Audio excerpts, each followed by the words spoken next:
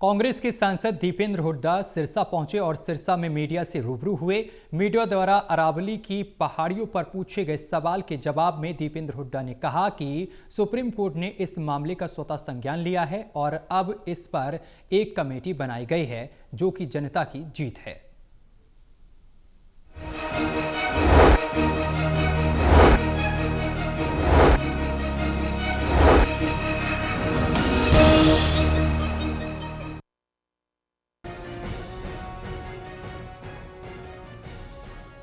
कांग्रेस के सांसद दीपेंद्र हुड्डा सिरसा पहुंचे। सिरसा में मीडिया से रूबरू हुए।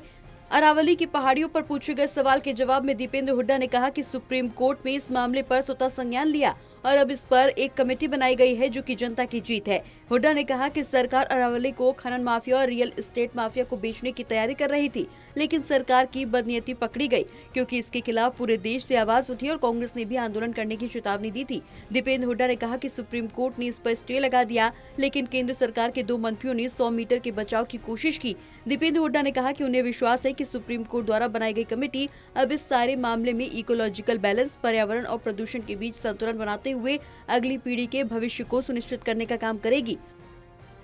सुप्रीम कोर्ट ने जो सुओ मोटो संज्ञान इस पे लिया और आज जो सुप्रीम कोर्ट ने इस पे कमेटी बनाने का कार्य किया है, ये जनता की जीत है, ये सच्चाई की जीत है। ये जो सरकार की जो बदनीयती थी वो पकड़ी गई थी।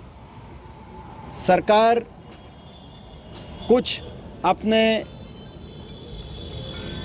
बड़े बड़े व्यवसायिक घरानों के साथ मिली भगत करके और रियल एस्टेट माफिया और खनन माफिया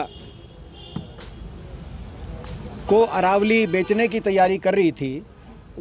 जब जनता को ये नीयत समझ में आई तो पूरे देश में आवाज़ उठी, राजस्थान से लेकर हरियाणा तक आवाज़ उठी। हमने भी आंदोलन की चेतावनी दी, आपको याद होगा 3 दिन पहले गुड़गांव में हमने कहा था इस पर आंदोलन करेंगे। मनरेगा का नाम बदले जाने को लेकर पूछे गए सवाल पर दीपेंद्र हुड्डा ने कहा कि कांग्रेस की ये योजना देश को कांग्रेस की एक देन थी और इस पर कांग्रेस की सीडब्ल्यूसी की बैठक में काफी चर्चा हुई। उसमें ये फैसला लिया गया कि देश भर में 5 जनवरी से पहले चरण में कांग्रेस ग्रामीण स्तर से लेकर जिला स्तर तक सड़कों पर उतरेगी और प्रदर्शन करेगी और मनरेगा से जुड़े लोगों के अधिकारों का हनन कांग्रेस नहीं होने देगी। वहीं कांग्रेस द्वारा विधानसभा में अविश्वास प्रस्ताव लाए जाने को लेकर पूछे गए सवाल के जवाब में दीपेंद्र हुड्डा ने कहा कि जल भराव में किसानों को राहत नहीं है, एमएसपी भी किसान को नहीं मिली, धान घोटाला भी हुआ, खिलाड़ियों का भी सरकार कहीं ख्याल नहीं रख रही, हरियाणा के हितों को लेकर भी सरकार ख्याल नहीं रख पा रही, अपराध चरम सीमा पर है और प्रदेश में कानून व्यवस्था का बुरा हाल है, यानी प्रदेश सरकार हर मोर्चे पर विफल हो चुकी है। इन्हीं मुद्दों को लेकर अविश्वास प्रस्ताव लाया गया था, लेकिन जनता इन मुद्दों पर जवाब देने की बजाय सरकार ने कांग्रेस के 9 विधायक सस्पेंड करा दिए। मनरेगा की योजना में हमारी कल सीडब्ल्यूसी की बैठक थी, कांग्रेस वर्किंग कमेटी की कार्य समिति की, और मैं भी उसमें उपस्थित था। काफ़ी चर्चा हुई कांग्रेस पार्टी की। ये योजना कांग्रेस पार्टी की